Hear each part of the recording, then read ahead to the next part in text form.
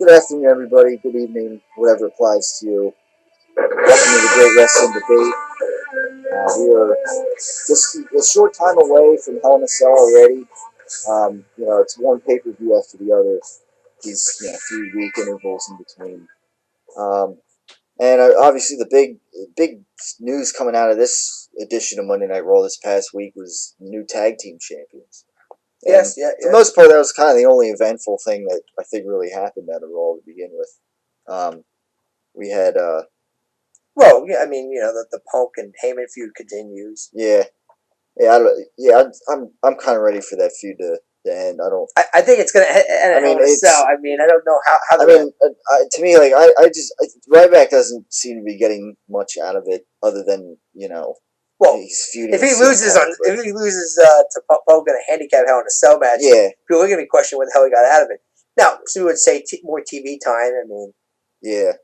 Being in the ring with CM Punk, I guess. I don't know. There's not much else. To me, it almost sounds like that on SmackDown, somebody who has been in the shadows for a while might actually be getting a new push, maybe. Yeah. No, it's not. Biggie Langston. Yeah, Biggie Langston. Yeah. Supposedly turned face on SmackDown, helped Punk. Yeah. Fight off Ryback and there's a feud right there. Biggie Langston against Ryback. But he actually beat up Curtis Axel. A lot of people have been thinking that now Langston might fight Axel at this point. Yeah. Which makes sense. I mean, who else is... He's been lost in the shuffle the past couple months. But that's the thing there, too. I mean, did adding Ryback even help Curtis Axel? Is he really been treated as a legitimate threat pretty much for anything? I mean, I feel bad. I mean, like I said, I'm sure from Axel's standpoint, I should say from Joe Henning's standpoint, his real name, the name Curtis Axel is way better than Michael McGillicuddy. Yeah. And for him, he's definitely getting way more TV time than he did back in the day. Hell, even when he was part of Nexus for a little bit, he got, I think, lesser TV time then. So he doesn't really care. And, he is a title belt holder. Granted, hardly defended it, hardly won legitimately, and hardly faced legitimate opponents. But, and the opponents he did face legitimately, he lost on technicalities. Yeah. I should say he won on technicalities. I mean, Triple H's fake concussion, Vince McMahon, stopping, restarting match that started Raw at one time, and the John Cena, ambulance, run! Yeah. I mean, it's hard to find a legitimate win for this guy, really, and then you lose the Punk straight up in a handicap. I mean, it's I don't know where this is coming from. Like I said, when you were Paul Heyman, though, you can get any heat anywhere, right? Because the guy's so good on the mic, but.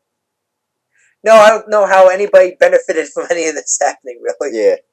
And in a time where guys really should be stepping up, and we need new people to benefit from these storylines, and it doesn't really seem like anybody's. I mean, like I said, if Biggie Langston is, I guess, the next guy in line to have a feud with Paul Heyman and that, then he's young.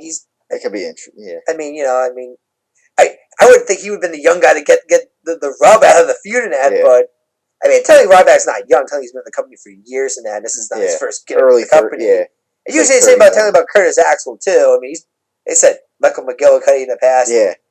I mean, like I said, Ryback, Skip Sheffield, by the way, one of those guys ever acknowledged their prior existence with Nexus. If they ever get a Nexus reunion together, the number of people that they would bring back, well, actually, I'd say bring back there, because really, at this point, everybody part of Nexus that's still in the company were the best parts of Nexus anyway. Yeah. The Heath Slaters, the Justin Gabriels, the Skip Sheffield. I mean, we don't need Michael Tarvel back, or actually, because he's released because that guy was just terrible in the ring.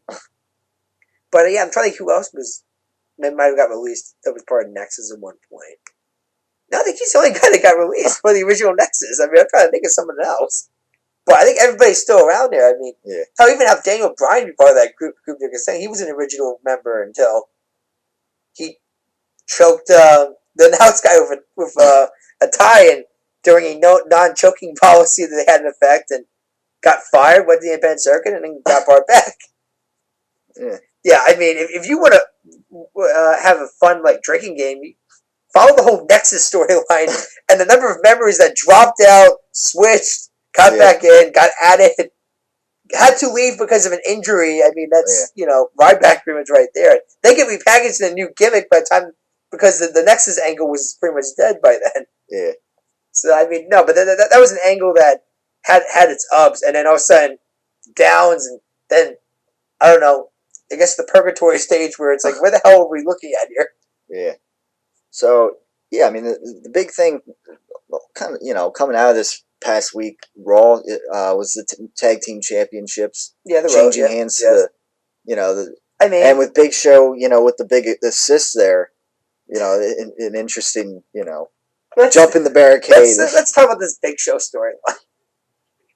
To me, this is almost as ridiculous as when John Cena got fired by the Nexus.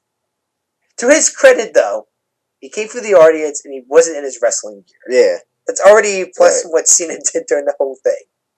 But last week, his theme music played and he rushed away. Why the hell would they be playing a fired superstar's theme music? That was a bit, I mean, a bit of a loophole. And this week, no security. I get it. It's the Big Show. It's a kind of a narrow walkway he's walking down. But nobody's standing in front of him. I don't care if he plows them over. That would entice like real fans to hey, there's no security holding back Big Show. How about we jump the barricade? But I mean, I don't even care if it's fake security. It's just two development guys just trying to get a decent payday in it. But nobody was stopping him from leaping over the barricade. Yeah. And when he was over, he did whatever the hell he wanted to do. Yeah, last week too, when Big Show just came out and nobody really, other than the Shield, once the Shield got thrown out, no security came out and then Triple H got knocked out. But the fact that they've even played his theme music. Yeah, that too. That too. Yeah. I mean, why would you play fired superstars theme music? Yeah. Like I said, it's still somewhat better than the John Cena one because, like I said, my God, the wrestling gear. Every time he's walking, he's got wrestling gear. Yeah. I mean, to WWE's credit, they did acknowledge that. Well, Nexus did beat up the security team that first night. Yeah. And that's why. But I'm like, still, it's a guy. It's a jumper. Yeah. And even Punk acknowledged that on commentary. Like, we got a jumper. Security, a jumper. Yeah. Where's security? But actually, for me, I think the best one I ever saw was the Matt Hardy. Actually, Matt Hardy did two ones, which were pretty good. And even the Cody Rhodes Goldust thing back was pretty good. A few weeks ago. Yeah. 5 guys that jump and they got surrounded by security almost instantly. Yeah, that was pretty. I mean, great. Goldust was wearing a stupid face paint. I mean, I guess they figured for some reason. I guess they figured people wouldn't know who he is. So. No one knows who Dustin Reynolds is. So put on that gold. No one knows who Dustin Rhodes is. They don't know what he looks like. Yeah, no one knows who Dustin Rhodes is. They know who Goldust is. So that everybody knows who you are when you get when you jump the barricade. So. Yeah. Who's this tall old grizzly white guy fighting with Cody Rhodes? Yeah. Dustin Rhodes, never heard of him. Oh, Goldust. Yeah, what a tell. Yeah. But the Matt Hardy one, I mean, especially during the Edge feud, when he would jump the barricade, those 2 times to beat up Edge, I mean, security rushed him out. How they even tried to that was so interesting because they even show his face on camera. I remember they always tried to make sure that his face was not looking towards the camera. You knew it was Matt Hardy. They even acknowledged it was Matt Hardy there, but they really tried to keep him as, oh no, he's not working here. He's not working here. We can't show that. And then doing the whole Drew McIntyre feud with Hardy, I don't remember that back SmackDown, but there was a gimmick there where Hardy got fired because he was, I guess, insulting Vince McMahon's chosen one, Drew McIntyre. And even Hardy acknowledges when he got fired there. He said it's something that he tried to make sure he did that the John Cena firing did not do, which was make it as realistic as possible. He says, so he wore straight street clothes, not his wrestling gear. He made sure security would keep him from getting to Drew McIntyre, not letting him just walk in there. I mean, because as Hardy said there, because he knows how some fans look at the storyline and goes, this makes no sense. Yeah. And this is supposed to be drama in a soap opera there, but at least soap operas even make some sense. Yeah. This is not a plot hole here. Yeah. But that's I feel the Big Show feud right now. But I mean, I guess it's great in that he's pissing the hell off of Triple H now. We finally got the administration now finally starting to see some cracks, some loopholes. In their you wonder where this is going to lead with the Shield too. I think a rematch in Hell in a Cell for the tag team belts. I don't know about Dean Ambrose. Dean Ambrose is the only title holder now.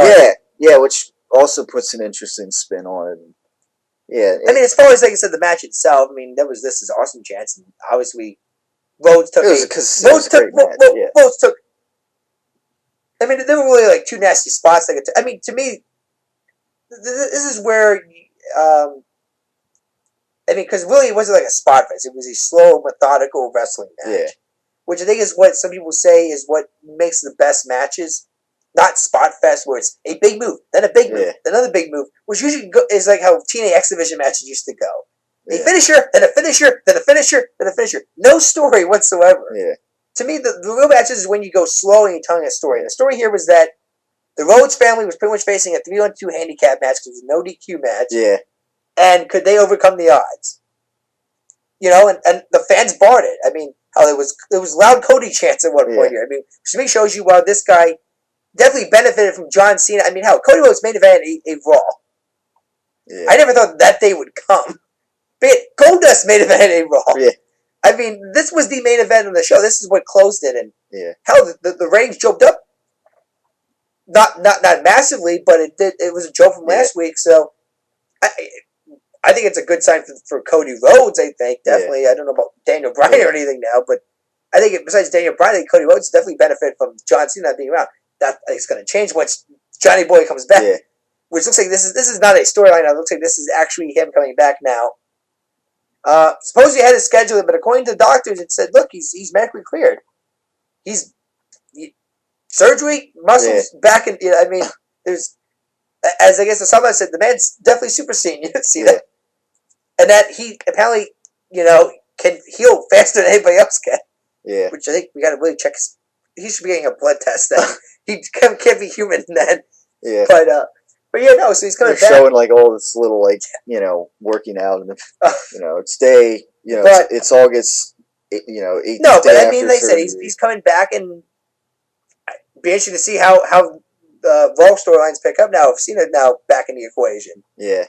Does it go back to it feels like the John Cena show? But I mean, I've seen that was every show like that. I mean, but let's face it, if he's the center of attention again, and we're still in Breast Cancer Awareness Month, and he is a very vocal spokesperson for WWE in Susan G. Komen.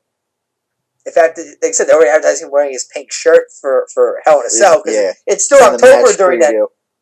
So I mean, I don't know. It'd be interesting. I mean, like I said, after Hell in a Cell, it's just Survivor Series TLC, and then we got the Royal Rumble. But so WrestleMania's really coming in here fast. So in fact, everybody's surprised they're already thinking about storylines. I mean, like I already said earlier, I mean, Philadelphia's in the running for 31 still. Yeah, that'd be cool. I mean, it's that or it's going to be Candlestick Park with the Niners play. So it's either going to be California or Philadelphia. Yeah. So East Coast or West Coast. But funny story though. Apparently, Vince McMahon now is afraid that the Superdome might experience a power outage during WrestleMania. Yeah. Which would be a complete disaster for the show. Because apparently WrestleMania charges would use a lot more electricity from the stadium than what the Super Bowl used. And of course, Super Bowl experienced a breaker problem. Yeah. So what's to say WrestleMania isn't to it? If it is, nightmare. I think everybody's probably this is what kills Vince McMahon pretty much because he's already nervous out. I mean, like I said, there were probably a lot of fans already saying in advance, "Well, we warned you, Vince. We warned you about." I mean, did they not watch the Super Bowl? Yeah. Did you not see the? Yeah, it's funny because around that time, if you watch the Royal Rumble and when The Rock was facing CM Punk and the Shield came out and the lights went off, and it's funny because when that happened at the Super Bowl, and I'm thinking, here comes the Shield, and the lights went off in the Super Bowl. That happens at WrestleMania, at that time they were like, there's a thing with the lights supposedly going at Battleground, the power did go out for that pay-per-view temporarily for like a couple of minutes. Yeah. And that's really what got Vince worried because he's like, oh, damn, it happened at pay-per-view. Is this a sign that Mania's going to have this? Yeah. I mean, there were a lot of people that think they were worried because, like I said, if it happened at the Super Bowl, it could easily happen at WrestleMania. Yeah. Easily. But, no, I mean, I'm definitely excited. I mean, we're not going to know at least until Mania season when WrestleMania 31 is. Yeah. I say Philadelphia. It's a wrestling town. We have not had one. We've not had one since WrestleMania 15. Yeah. So it's been like 16 years since one. Yeah. I mean, that was when Austin and Rock feuded. It was at I think it was damn, where was it held at? It's maybe I think it was the Spectrum. I think it was one of back then, and back then it would have because been it the wasn't the Spectrum. it wasn't the first Union Center. It was the Yeah, it Spectrum. wasn't that. Yeah, it was the Spectrum. I think until like '97 or yeah, late yeah, night. yeah. And it was '99. It was rocking Austin. I remember that watching it as a kid on a VHS player that my cousins bought from somebody. Somebody ordered a pay per view, taped it, and I gave it to him. And during Easter vacation, oh my grandma's, we watched it, and that was when the infamous also Big Bossman Undertaker Hell in a Cell happened. Easily to this day, the worst Hell in a Cell match I ever saw. I should say, I think the kind of hell match between Hell Cell and Big Bossman. Yeah. But that match is famous for the fact that after the match, Big Bossman got hung from a Hell in a Cell. Oh my God! Thanks to the Brood, Edge Christian, and Gangrel. So I mean, there were other ones too. You had Kane start his infamous tombstoning Pete Rose. This time he was wearing the San Diego chicken outfit. I'm trying what else happened in that card. I mean, really, the undercard was okay, but it wasn't like it was anything memorable. I mean, really, there was only a few matches that were being billed as. Oh, Triple H joined the corporation. Screwed X-Pac in his match. I mean, there were some angles that are happening, definitely, but I mean, obviously, a lot of people look at that as a time where, I mean, WrestleMania 14 was hyped up as the do or die for WWE. If they could not deliver WrestleMania 14, they were losing the war to WCW. Then the war, they might as well just vote the white flag. Then they can't. 15 was they were already kicking WCW's ass in the span of a year. 15 was a fun time. I mean, hell, the Big Show. Paul White was there only a couple months after leaving WCW. So, and actually, I think that's how I think he was even called. It was called Paul White before he was called the Big Show. Yeah. Because Paul White's an intimidating name, I guess. Yeah. But yeah, no, I mean, I think besides that, I mean, the Daniel Bryan Orton feud's continuing. Big match we were expecting at Hell in a Cell. The Wyatt family apparently wants to get some payback on Miz for some reason now.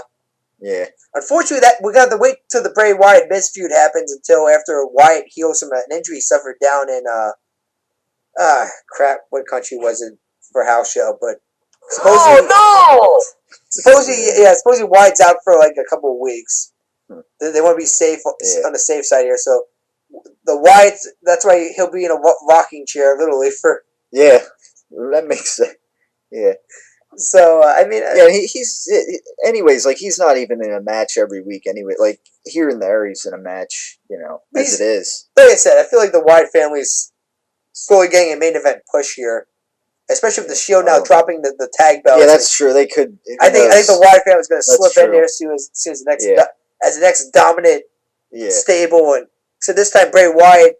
I said this time there's a leader now, and Bray Wyatt definitely is gonna gun for some single belt, and it might be a U.S. Intercontinental or hell, possibly World Heavyweight or WWE title belt in the future, because I really feel like that they are really trying to push this as a.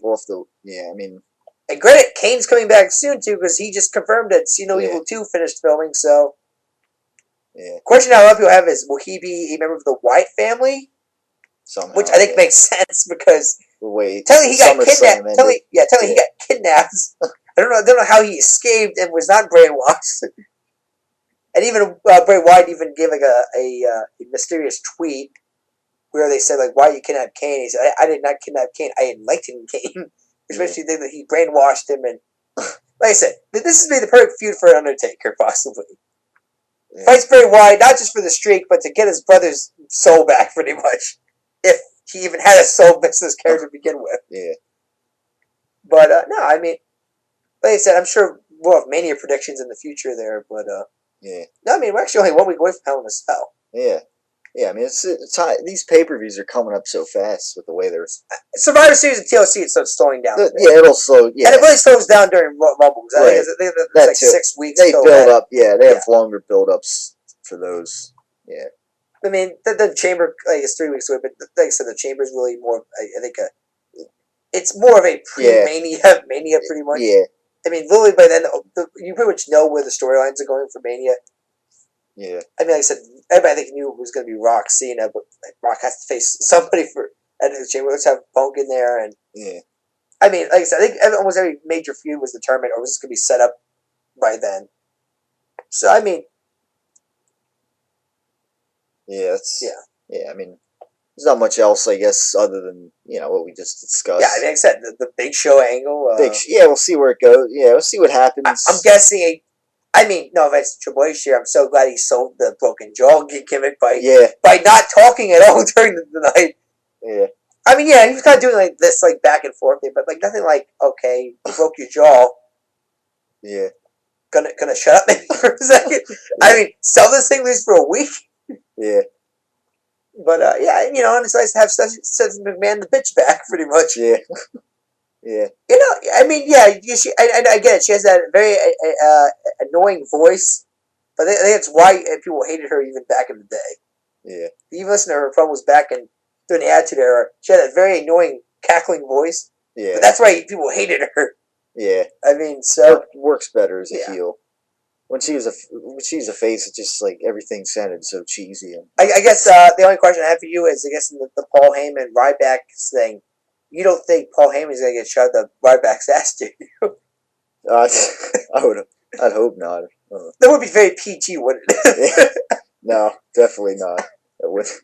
Oh my God. I don't know why they did that for the Big Show. Back in the day. Yeah, first of all, they're both bloodied up. Second of all, we have to see Big Show's fat ass during the match. Number two is, let's show the old man's head right up there. Yeah. I mean, and you watch the video, they really shoved it up. I mean, it's an outrage. It's amazing what some of these guys would do for entertainment. Yeah. But yeah, no, oh boy, back in the day, yeah. Back in the day. That was even Attitude Era. Yeah. I can only imagine what they do. I mean, hell, to me, the most ridiculous thing I ever saw in the Attitude Era is when Val Venus's penis almost got sliced up by katana on camera. Yeah. Literally, I shit you not, Tyler, that actually closed a Raw. Kaintai, a Japanese group, actually had like Funaki in that. Yeah. You remember Funaki? Yeah. But suppose he kidnapped Val Venus because he was hitting on Kaintai's manager's girlfriend, apparently, or was it sister? I don't know. It was something. It's like there. But literally, Raw closes there. They kidnap Val Venus, and all of a sudden, one of the announcers, the cameraman, break into this locker room, and here's Val Venus like tied up, bare ass naked, pretty much. Here's there, and you kind of see his penis hanging out there. All of a sudden, you see the manager with the katana going, ah! And all of a sudden, the bulb just cuts off that. And the next night, they hyped it up as if Val Venus, because his whole gimmick was that he was a porn star. Yeah. So they have he had like this massive package and that, and then he loses massive package, and is he really, hello ladies anymore? And turns out nothing really happened. But to me, that was the most weird and awkward way to end a Raw I've ever seen. Yeah. And like I said, I'd never seen anything close to that until Vince McMahon getting his head shoved up the Big Show's ass. We got to do like a top 10 of that. Top 10 of the most like what outrageous WTF moments we ever saw maybe on wrestling. What is going on back there? I mean, I think that'd be number one there because I really just cannot think of anything. Well, I should say that there was the Big Show's father dying. Not really though, but let's announce that he's died. Then have the big boss man yank his casket around. I should say that was more. That really wasn't disturbing. That was more of hilarious. Yeah. Because Big Show yelling, "Daddy!" Like I was like in a kid voice, and he actually grabs into the casket while Big Boss Man's driving away. It actually falls off and almost does like a barrel roll on the ground. Yeah. Actually, the Big Boss Man also had his other memorable thing was that this is what the kind of hell match I thought of was. He actually, I think, he killed Al Snow's pet Chihuahua dog, and I think had Val Venus eat him or something. I didn't tell Al Snow until after, like, hey, did you like it? Yeah, I liked it. What was it? Your dog. And Al Snow just losing it then, pretty much. Yeah. But oh my god. Yeah. So. Do one belt though they should bring back. I know randomness here, but I guess to talk about something. Do you think they should bring back the hardcore title belt?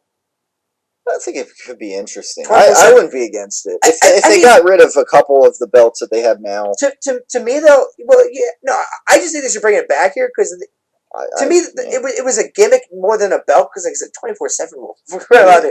but you had some of the most classic segments. Yeah. I mean, how one time Crash Holly was at like a kids theme park and 3 wrestlers were going to plan on joining him in this theme park to win the belt, and they were literally, I kid you not, fighting in a video game area, Yeah. fighting down a slide, fighting in the ball stand. I mean, you could do all that in a PG era show. It'd be entertaining as hell. Yeah. I mean, have them fight through catering. I mean that's what I would do. Hell, even have them fight maybe at a ballpark or during a game. Yeah. I mean, yeah, I would be against that. I mean, I just think that it's 24/7. I think it's not an actual belt. I don't think if you win the belt, it actually means that you're an actual champion. Yeah. But it's a gimmick, and it gives a lot of gives a lot of mid carders some TV time. It's different, yeah. It's different from the U.S. Intercontinental title and the World Heavyweight Championship. Yeah, 24/7. You can pick, like all this, defend it everywhere. Yeah. But no, but I just think they should bring it back. Just because of the whole idea of I think shake things up. And, well, yeah, it'd be entertaining. I think it gives a lot of mid carders a chance. Yeah, like you mentioned, I think so many characters as the hardcore champion. Like if Santino Marella was the hardcore champion, would be hilarious. Yeah. I mean, trying to watch him try to dodge people like jumping out on him on any second, really. Because that was always the funny thing about Crash Holly is that he would get so paranoid. Like he would actually pay for protection and so on from the APA. That the APA could easily turn their back on him and knock him out and win. Although who would get the pinfall? Bradshaw, Farouk. I mean, yeah. So I mean, there's different ideas maybe WWE could consider, but definitely. Yeah. But I guess that'll wrap things up here in the Great Wrestling Debate today. Next week, Hell in a Cell predictions. I can't. Right. Yeah. Already. Yeah. I would say this though: the card does look stronger than Battleground. It does look. Yeah, it does look a little. And this looks more of an actual thing that you probably could buy because it looks like a lot of feuds are ending after this. Like it's not a cash grab. Actually, looks like they are trying to grab some feuds here. So yeah. I mean, I'm not very excited about the World Heavyweight Championship match unless, maybe there's a Sandow surprise cash in. But since apparently now he's a babyface now, he's based on SmackDown. But I guess it will be interesting to see what happens. I don't see Del being Cena. I don't. I mean, me neither. If it does, it's going to be in the most cheating of cheating ways, pretty much. But if he does, he'll shock some people definitely because they got a lot of people have it coming up Cena. Yeah. So, it'll be interesting to see, I guess, what happens. I mean, maybe Del Rio will attack the tricep, or I don't know, with his cross arm break or whatever. His cross arm break. Yeah, we'll see. Yeah, we'll see if any more matches come together. Until between now and next week here in the Great Wrestling Debate. Will they still have to plant the Mexican flag on each turnbuckle when it comes out? I never really got that. I never did. Yeah, I don't know, but. Yeah, we'll wait and see. Where the hell is Ricardo Rodriguez? I know you guys ass kicked weeks ago there. But... Yeah. Well, I guess now that RVD's gone and... Well, I should say that. Telling he did wrestle. Yeah. Under a mask with Tyson Kidd.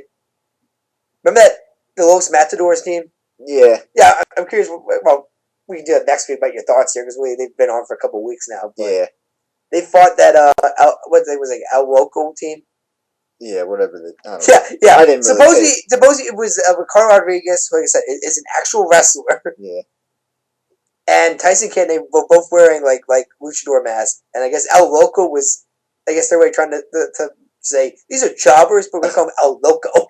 Yeah. But no, I thought it was funny watching it. I mean, you could tell who was Ricardo and who was Tyson Kidd. Tyson's obviously the smaller guy, but just watching. These guys try to do luchador moves. Tyson Kidd's Canadian for crying out loud. Yeah. So I mean, I guess that does it then. I don't know. Yeah, we'll just we'll be back next week and a little earlier in the week, I think maybe. Yeah, Tuesday. Hopefully a little late. Tuesday. A little bit of I was right now the Seahawks and Cardinals game just kicked off. So a little later this week than usual, but next week we'll see what happens and be right here to talk about it on the Great Wrestling Debate. Yep.